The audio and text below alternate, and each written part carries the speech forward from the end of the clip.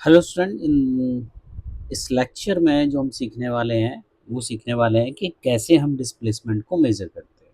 अब आपके जो सिलेबस में है डिस्प्लेसमेंट डिफरेंट डिफरेंट इंस्ट्रूमेंट से मेज़र करना है। सो सबसे पहले हम बात करेंगे डिस्प्लेसमेंट मेजरमेंट यूजिंग पोटेंशियोमीटर।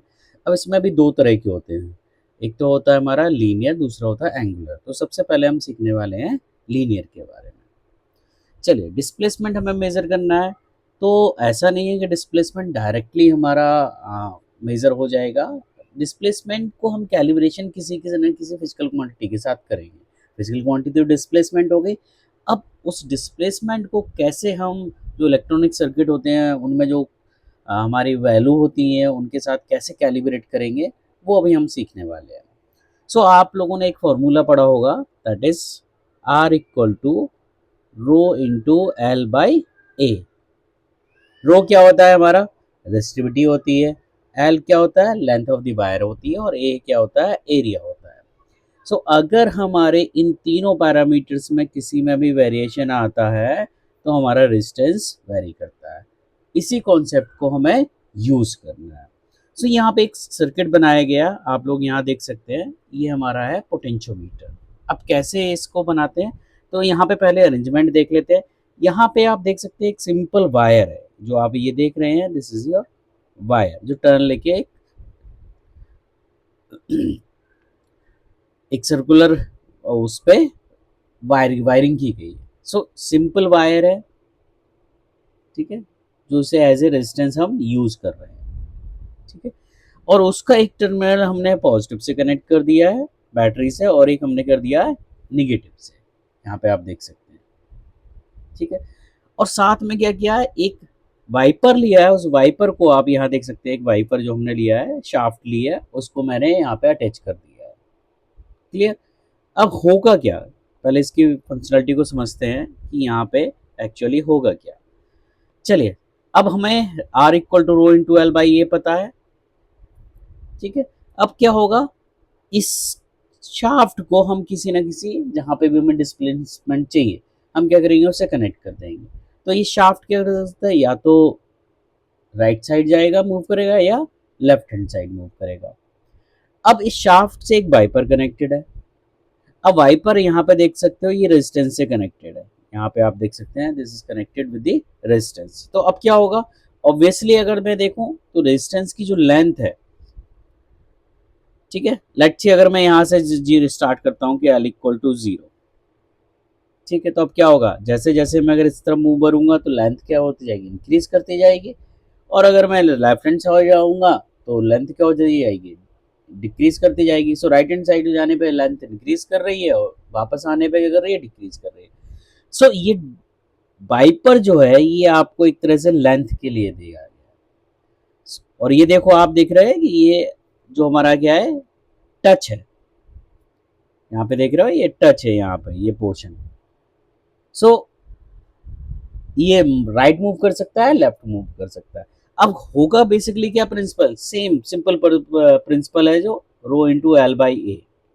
सो क्या होगा, जो रेजिस्टेंस है, सो वायर की लेंथ में हमारा क्या होगा, वेरिएशन होगा, और यहाँ पे उसके अकॉर्डिंग क्या होता जाएगा, रेजिस्टेंस चेंज होता जाएगा, ठीक है।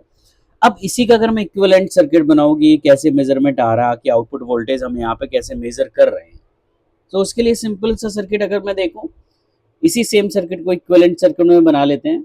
ये हो गया, और यहाँ पे हमारा क्या हो गया, एक रेजिस्टेंस हो गया।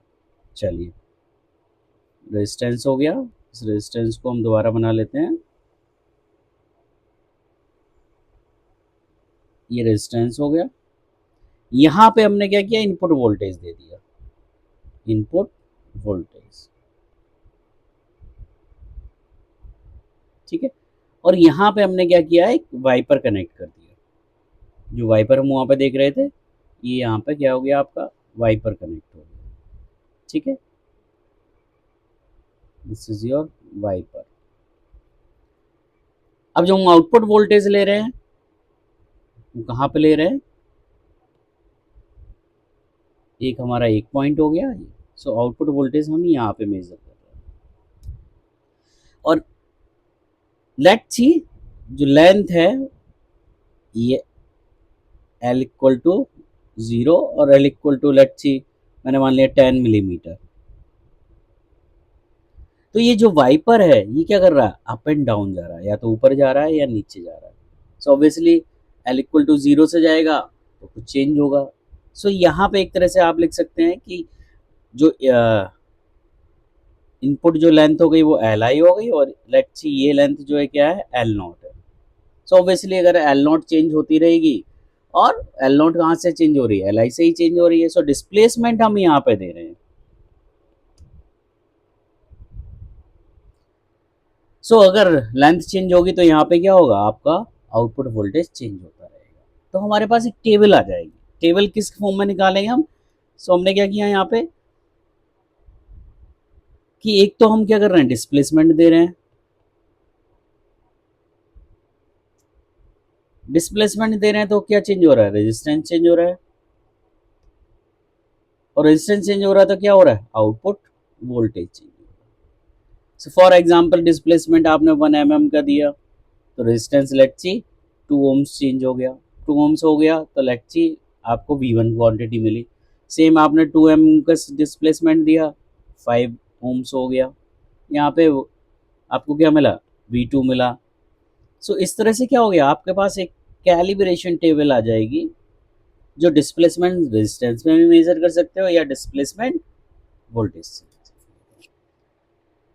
सो अगर आपने ये डिवाइस, ठीक है, ये अगर मैं इस पोर्शन की बात करूं कि इस पोर्शन को आपने किसी से कनेक्ट कर दिया, शाफ्ट को, ठीक है, तो जहां भी डिस्प्लेसमेंट हो रहा है वो हमें क्या मिल रहा है, इस आउटपुट वोल्टेज के फॉर्म में मिल रहा है।